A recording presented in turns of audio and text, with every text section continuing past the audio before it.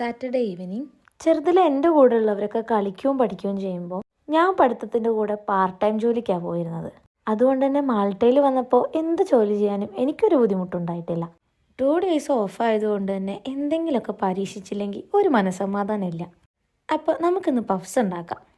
Sheet ഉണ്ടാക്കാനുള്ള risk ഞാൻ എടുത്തില്ല, അത് നമ്മൾ പുറത്തുനിന്ന് മേടിച്ചു.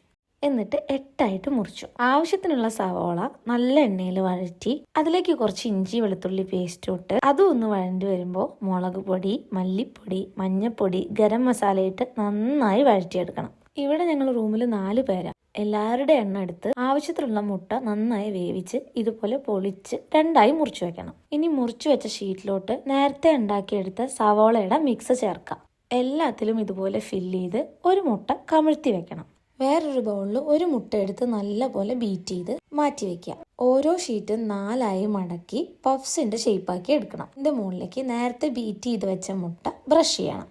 എന്നിട്ട് പ്രീഹീറ്റ് ചെയ്ത് വെച്ച ഓവനിലേക്ക് ഇതെല്ലാം കൂടെ നിരത്തി പെറുക്കി എടുത്തു വെക്കുക. ഒരു 120 ഡിഗ്രിയിൽ 15 മിനിറ്റ് കഴിഞ്ഞപ്പോഴത്തേന് പഫ്സ് ദേ സെറ്റ് ആയിട്ടുണ്ട്. പണ്ട് കോളേജിൽ പഠിക്കുമ്പോൾ കോളേജിന്റെ ഫ്രണ്ടിലായിട്ട് പിക്ക് ആൻഡ് മിക്സ് എന്ന് പറഞ്ഞിട്ടൊരു കടയുണ്ടായിരുന്നു. അവിടുന്ന് സ്ഥിരം കഴിക്കാറുള്ള ഒരു കോംബോ ആയിരുന്നു പഫ്സും ഒരു ഫ്രഷ് ലൈമും. ചില ഭക്ഷണങ്ങൾക്കൊക്കെ ഓർമ്മകളുടെ ടേസ്റ്റ് കിട്ടും. ബാക്കി നാളെ.